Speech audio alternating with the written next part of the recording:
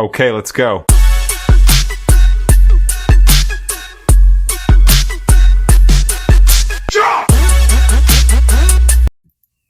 Hey everybody, and welcome back to my channel, Probation Officer's Perspective.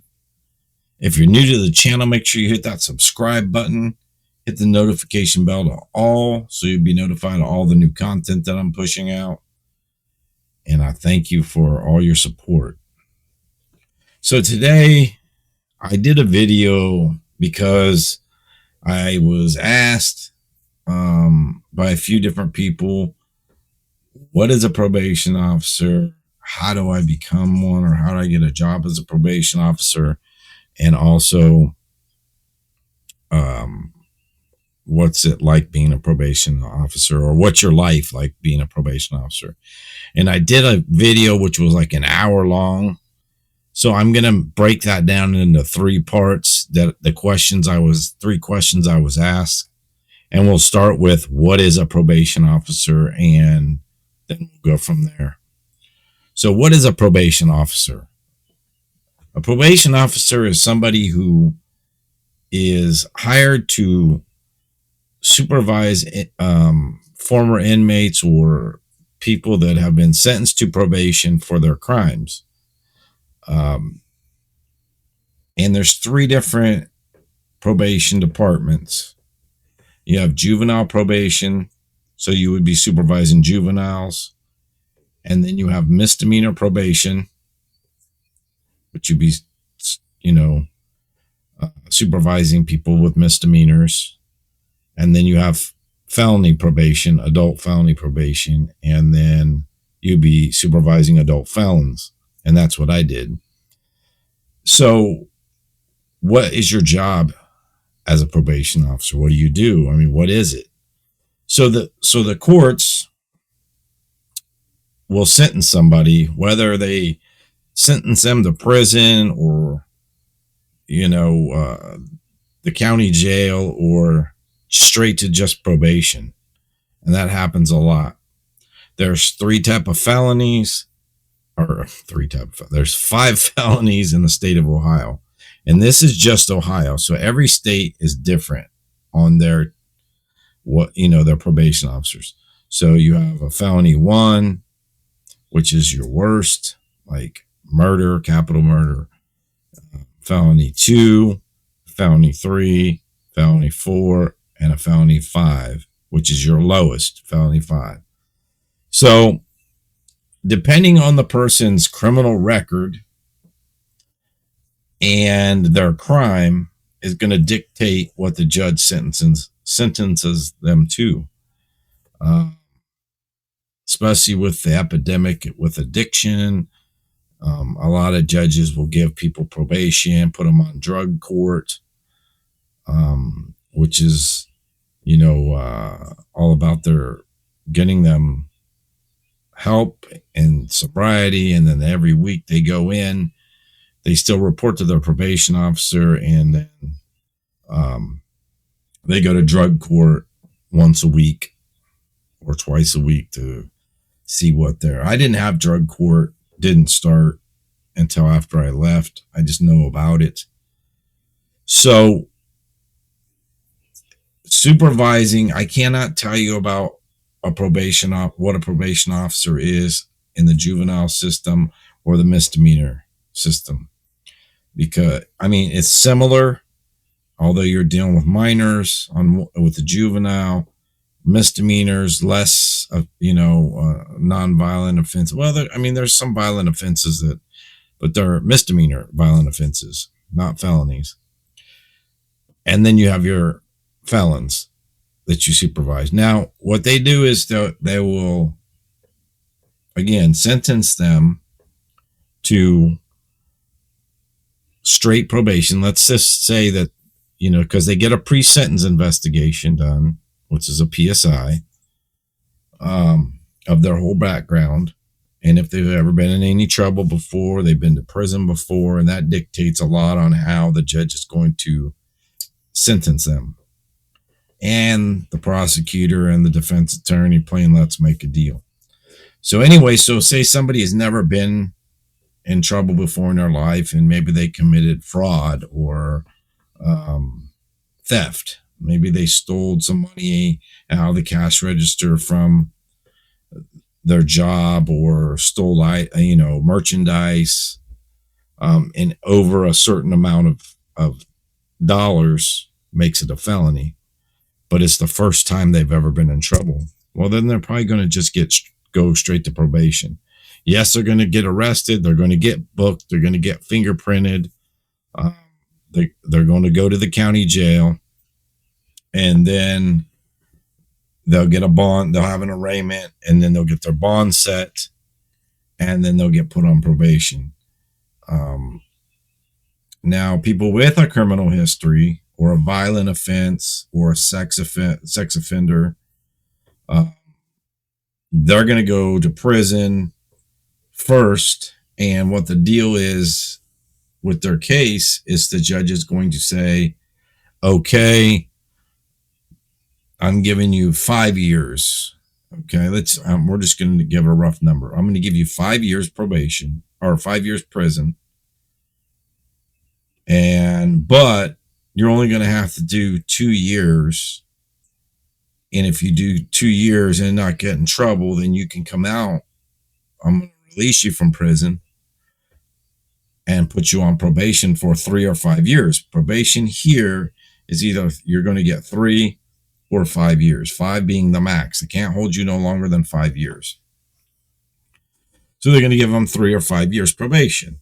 And 99.9% always say, well, sure, yeah, because I'd rather do 2 years, than do 5 years.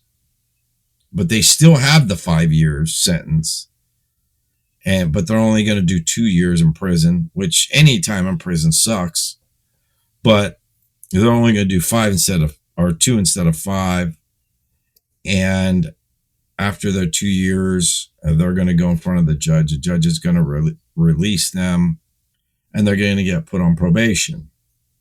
Probation officer's job is to supervise these individuals, protect the community, make sure they don't reoffend.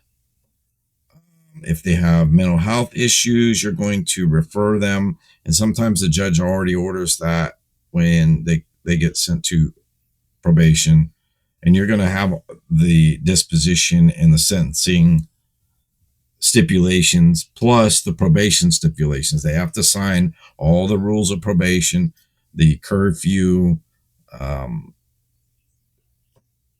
you're going to get piss tested on a regular basis randomly.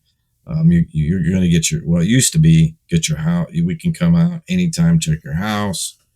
And that is what your job is going to be. And they have to agree to it.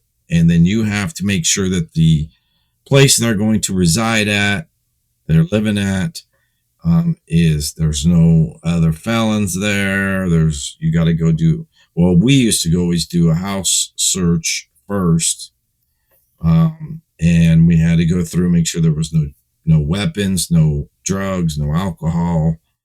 And then whoever they're living with, if they're living with somebody, which 90% of the time they are, that person has to sign a paper and voluntarily we do a background check on them. We run them through LEADS or NCIC. Make sure they don't have a criminal history or they're not felons. And if their background comes back good and their house is good, they can live there. But they have to sign a waiver stating that they understand that John Smith is going to be living at their home and giving us the right at any time, 24/7, 7 days a week, we can come into your home and search it.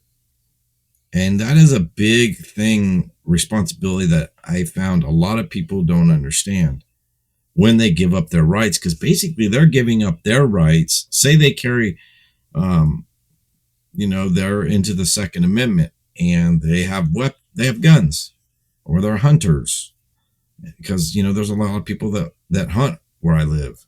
Say they're hunters, or it doesn't matter. Protection, gun for protection. They're pretty much giving up their rights to let that person on probation stay there, because there can't be any weapons in the house. They can't be locked in a safe in the house. They can't be in the house nowhere. So it's a big responsibility for that person. And the person that's on probation should really thank them for giving up everything, because they're giving up their privacy. Um, Again, whether they carry or they have guns in their home, or alcohol, or maybe weed wasn't legal when I worked in that as a probation officer in Ohio. So weed was illegal. You couldn't smoke weed. Well, now it is legal. I don't know how they do that now with the person that they're living with, or people that there's several people living in the household. Anyways, your job is to make sure, if they have mental health issues, that they're getting the proper treatment, whether it be inpatient or outpatient treatment. They're going to check in with you if they're in inpatient treatment. You'll get a report from the facility that they're in, giving you updates on how they're doing. And also the same with addiction. If it's drug addiction or whatever kind of addiction they have, if they're sentenced to in or outpatient treatment, if they get sent, sometimes they have to sit and wait for a bed. Sometimes the judge, before he puts them on probation, will have them sit in the county jail until a bed comes available. And that could be a week, a day, a month, 2 months before bed comes available for them to go there. Sometimes they do get kept in the county jail, but most of the time they like to let them out on probation. We supervise them until the bed comes available. And when the bed comes available in that facility, then we have to pick them up and say, okay, or call them up. Hey, Monday, we're taking you to this facility for your whatever, 90 days, inpatient treatment, 6 months, whatever the program is that they have to go to. Outpatient treatment, then you're still supervising them. You are going to administer urine tests, piss tests on your probationers. You're going to help them reintegrate. So if they have, again, it all depends on if they've ever been in prison, jail for a long period of time, or they pretty much just got charged, got out on bond, and went on probation and never been in trouble before in their lives. So that's going to, decipher different things, but helping them get a job. We always had a list of places that hired felons. Plus, I knew people that would hire felons in construction or painting or different. There's just different places that I could call up. Hey, like, you need somebody to work. So you got to help them with getting a job. Now, education also. So if they don't have their diploma or GED, you're going to want them to go to school and get their GED to help them in life. So you do you wear a lot of hats, because you have a lot of people that don't come and don't report. You have to issue warrants. You have to sanction people for violations, whether they pick up a new charge or they're out hustling, selling drugs, doing drugs, because they do that. I mean, they get out on the street and they're, some of them don't change, and that's all they know. They grew up that way, and so they get out, even though they know if they get caught, they're going to go back and do the 3 years on the shelf that they didn't do out of that 5 years, because they did 2 years and they got a 5-year sentence. So they got 3 years sitting on the shelf. Now, if they violate, they're going to go do those 3 years. Not just one violation unless it's another charge. So, and you have to do progressive discipline. So let's say somebody test positive for a substance other than marijuana, they're going to go to jail. You're going to arrest them and you're going to take them to the jail. And I mean, every place is different. I'm just telling you from my experience. Um, you're going to take them to the jail. They're going to be in jail for maybe 10 days. And then you're going to see if they got a problem with drugs addiction that's not in any other paperwork or that they divulged to the courts. And the second time around, you're going to probably throw them in jail or put them in jail, and then they're going to be sitting in jail for 20 days or 30 days and the county jail. And then you're going to have them assessed for their addiction, and what needs to be done. Do they need to do some inpatient, outpatient? Now, if they're already sentenced, let's say to inpatient or outpatient, intensive outpatient treatment or outpatient treatment, where they have to go to a counselor and see them twice a week or 3 times a week, 4 times a week, whatever it is. And those counselors give updates. So, hey, so-and-so didn't show up. They didn't call me. They never showed up. They, 2 times in a row. And then they never called me and said, hey, I can't, make it to my counseling because I'm sick or something like that. Then we have a problem. But basically your job in a nutshell, and I try to tell everybody this, is your job is to keep the community safe from the people that are on probation that should be maybe sitting in prison, because they all get sentenced. Even the ones that never stepped foot in prison, they get a prison sentence. But it may be a 6-month prison, a 1-year prison sentence, something light like that. And they didn't do any time, and they get put on probation for the 3 or 5 years. And that's just determined on the type of crime and their criminal background. But your job is to make sure that they become upstanding citizens, they hold a job, they go to school if they need to, get their GED, they go to their counseling, whether it's mental health or addiction, recovery, whatever it is. It's your job to keep tabs on everybody, and your caseload will be big.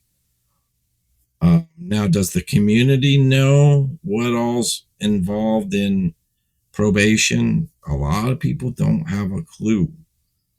They don't have a clue about these charges, what people, and that they're out and not sitting in prison. So, but a lot of people go straight to probation. A lot of people come from prison. It just depends on the charges. It depends on their criminal background, their history, and one of the things in a probation officer has arrest powers. You can arrest people. Well, probationers, you can arrest. You can put warrants out for them if they quit showing up. Say they're not reporting, or they caught another charge and they just said, well, you know what, I'm not going in there because I'm going to go to jail. So they just, whatever the reason is, they quit showing up. You've got to issue a warrant. You're going to have training. You do go through OPATA training, self-defense, firearms training, everything that pretty much that a police officer goes through. For the most part, not everybody does, but that's what a probation officer is in a nutshell, and what they do. Their job is to supervise these felons, try to keep them in line, try to help them integrate into society or be upstanding citizens and work, and just go to treatment and try to get help for everything. That's what your job is, and your job is to keep them in line. And that's all I can say about that, because I did that other video, but I wanted to shorten it up, and that's what it is. That's what a probation officer is and what they do. All right, guys. I don't mean it to sound real serious, but it isn't serious. And I want to break it down that way so that people will understand it. Because I did that long video and I just think it was too long to catch people's attention. So that is what a probation officer is. That's what you do. That's what a probation officer does. So if you don't know what one is or what they do, I just explained it to you. I'm sure there's some things that I'm missing, but for the most part, yes, I've explained it to you what a probation officer is. My next video is going to be how do I become a probation officer? Because you want to work in that field. You want to become a probation officer. That's on my next video. All right, everybody. Have a great day or evening wherever you may be. Thank you for tuning in. Make sure, again, you hit that like and subscribe button. If you subscribe, make sure you hit the notification bell to all so you'll be notified of all the new content that I'll be kicking out. Thank you, guys, and have a great day. Peace.